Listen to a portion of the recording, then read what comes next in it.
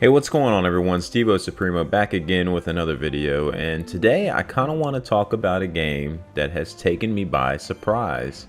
As you see in the title, that game is Pokemon Unite. It was a free release, free download on Nintendo Switch, and I have been pretty addicted to it since it came out the past couple days. What is it? Pokemon Unite is a free-to-play MOBA style game incorporating Pokemon. And those who've known me or followed the channel for a long time know I am not the biggest Pokemon fan at all. I did get Sword and Shield and have a good time with that one. I mean, they are good beginner style, entry level type of RPGs to me. Good collectathons. I love just going around and collecting everything I can and trying to find like the rare shinies and stuff. That's the funnest part to me. The actual game of going through the story, getting the badges and stuff, I never really enjoyed that part of the games. It's just the finding the rare things. I always like finding rare things in games. So shinies and stuff like that, and just collecting them all. But I don't own every Pokemon game. I only own a handful of them. It's nothing I ever go out of my way to play. But this MOBA style game kind of had me intrigued, because anything that's free to play, I kind of want to dabble in to see if it's worth the time putting in, and how the mechanics are working, or the pay system that's in the game. And this game is just, it is dumbed down so much for people like me who cannot get into League of Legends, who could not get into Heroes of the Storm or Dota 2. Those just were always way too confusing to me. Really big maps, having to earn currency to buy moves, it seems like, and I just never had fun playing them. They were never my thing. I would try them and say, nope, it's not for me. The one that came closest to it was probably Heroes of the Storm, because it was a little bit easier. But yeah, I just never could get into them. Then here comes this game. This game comes out of nowhere, and it just simplifies everything for me. So what's a MOBA style game? Well, you have your team. It's a 5v5 game where you're pretty much trying to, in this game, you're trying to use teamwork to collect, I want to say it's called Arrows, this energy, to slam dunk it into an opponent's goal to score points. On each side of the arena, it'll take place in a map. There will be 4 goals on your side, plus your main goal, number 5. So pretty much 5 goals on one side, 5 goals on the other. And you're pretty much trying to push your way into their territory to put this energy into a goal to therefore make your points go up. And after a certain amount of points, or after a certain amount of energy goes into a goal, that goal is destroyed, allowing you to push back even further into the enemy's territory. The game is made up of different classes. As far as your Pokemon go, you have your all-arounders who are good at attack and defense. You have your defense-based characters, your attack-based characters, your support-based characters. Not a variety in the types of characters you have in this game, and you're pretty much trying to use them to work as a team, like I said, to push through and score those goals. Now, the reason this game has been so addicting to me, for one, if I would watch a League of Legends game, it seems like they could take a long time to finish those matches. These matches are over and done in 10 minutes or less, just because of the concept of the game type. It's just so quick. I think anything kind of Nintendo kind of specializes in that. If anyone who's familiar with playing Splatoon, with the time limits in that, it feels like that. It's like a 10-minute max time limit in this game, and it flies by when you're playing. And it takes away the confusing aspects of some of these other ones I see with all the currency and XP and stuff. Now in this game, your Pokemon do start off at level 1 at the beginning of the game, and you're going around the map and you're killing these other Pokemon that are on the map to try to level your character up. Some of these enemies you're killing are giving your team a status boost once you kill them for a short amount of time. But as you're killing these other Pokemon on the map and leveling your character up, it enhances your special moves that are your keys to combat in this game. You have a basic attack that's mapped to A, and then your ZR and your right trigger, or however you want to map it out, become your special attacks in the game. And each character has 4 attacks to choose from, so it really dumbs it down. You don't have all these abilities and stuff to choose from and invest points in and spend money on. It's just 4 attacks that you're like experimenting with and seeing which ones you want to use. And that's what the highlight of it is for me. It's just not all this overbearing, confusing system. It's just attack, push, get spacing, attack, work with your team, go back, heal. It just really dumbs it down. And for people like me, even though I'm not, if you don't have to be a huge Pokemon fan to be into it, it's just a fun multiplayer, like fighting game, so to speak, because that's what you're doing. You're working as a team to fight and defeat the other Pokemon. Because when you're having these 5v5 battles and all of a sudden 3 of you guys run into another 3 on the other team, awesome, like all-out battle goes place right then and there. Your Pokemon also has, as you get into the map and level up, you learn a super move that all your characters have, and those can be very vital into swinging the tides of battle and can be very deadly. It could be a 1v3, and some of these super moves I can take out a whole team with some of the Pokemon. So, and there's also some game-changing mechanics built into the map. Zapdos appears at certain parts in the game, right in the middle of the map, allowing you, if you and your team go and kill that, it's like a boss fight within the map. And if your team can get the last hit and kill Zapdos, it pretty much makes every goal defenseless on their side of the field, to where when you go to dunk the ball, your energy into the goal, it goes in there instantly.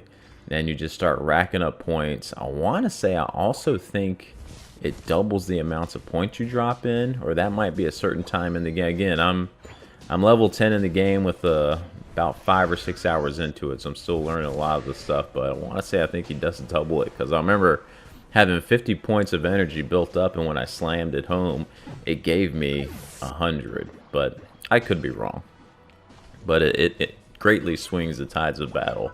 So, and it just caught me by surprise. This little free game, a style of MOBA I really have no interest in playing, has really just started sucking away all my time. I'm sitting here trying to play through East 9, and now this game is pulling all my attention away just because it's so quick and simple to fun to play. And the big thing with these free-to-play games is, okay, what's the paywall? What's the mechanic that's got you taking my money? Am I going to fall behind other players? And that's where all these games can kind of have a concern as they get deeper into their life cycle. Right now, as we're early, all of us are still kind of on a pretty fairly level playing field. But there are some mechanics in here that seem to they can enhance your character big time. And in the form of, there's these held items your Pokemon can have in-game that can either enhance attack, enhance defense, enhance their special moves.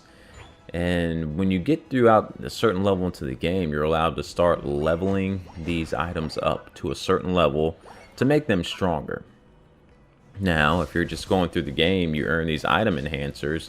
You earn them at a pretty steady rate, but you can also go into the game and buy a currency, so you can buy a butt ton of these things and just start maxing out all your items. Now, I don't know if there is a cap on the items, because if there is, I think that would be fair, because at least there can be a cap on the items so people can't get extremely maxed out and just be way overpowered over everybody. I know the game tells you getting up to level 10 and level 20 on the item is what gives you, every 10 levels gives you that big boost. But I want to say I've seen some streamers take their items past level 25, so I don't know if there's a cap again. Still early in the game and I haven't looked up a lot on it to see if there are caps, but that stinks if that can be kind of a pay-to-win system. Also, some of the Pokemon you have to buy out of the shop in order to use them. Now there's currency you earn through playing the game that will help you unlock all these characters over time. But some of these characters could seem as overpowered compared to the ones you start off with. So again, you can buy that currency with real money and just go ahead and buy these characters. So that could be something that people could see as a pay-to-win type of wall as well. But at least they're always there for everyone to get anyways. It's just some people can get them quicker than others. And right now, this early in the game, I'm sure there's someone out there with a chart already showing what's the strongest and all this stuff, and there probably is one in there that's way overpowered.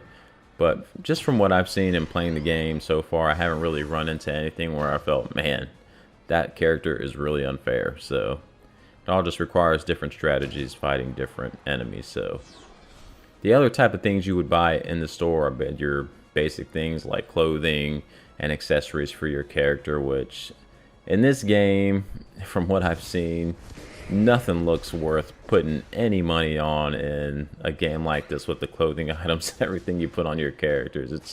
It's nothing like all the crazy stuff you see in like Fortnite or the Call of Duty games, where some of the outfits and everything look really creative. But yeah, everything just looks kind of plain and boring in this game.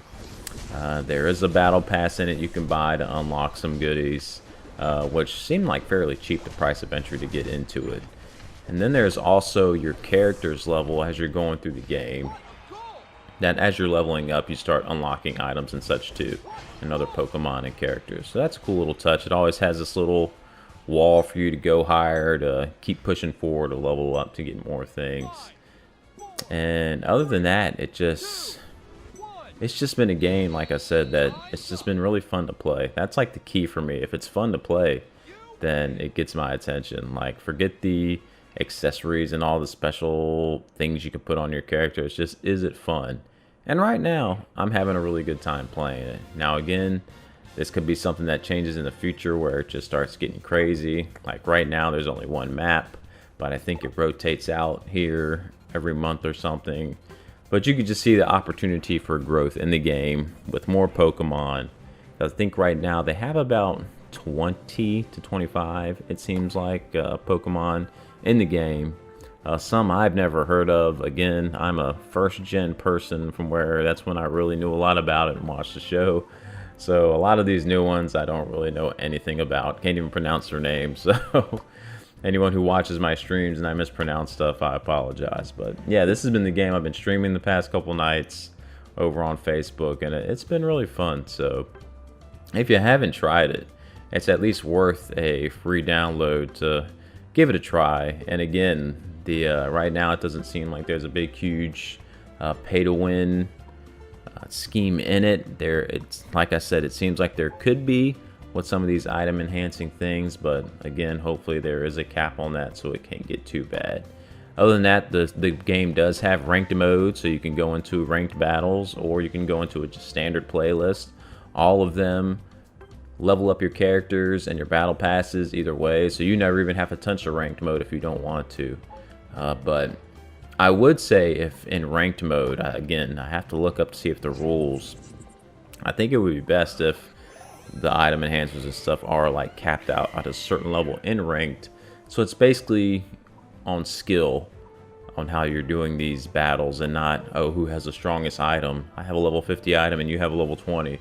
So I automatically have such and such advantage over you. So it'd be nice to see if there's a cap in the rank mode, and maybe there is. So you guys can let me know if you know more about it or have been informed.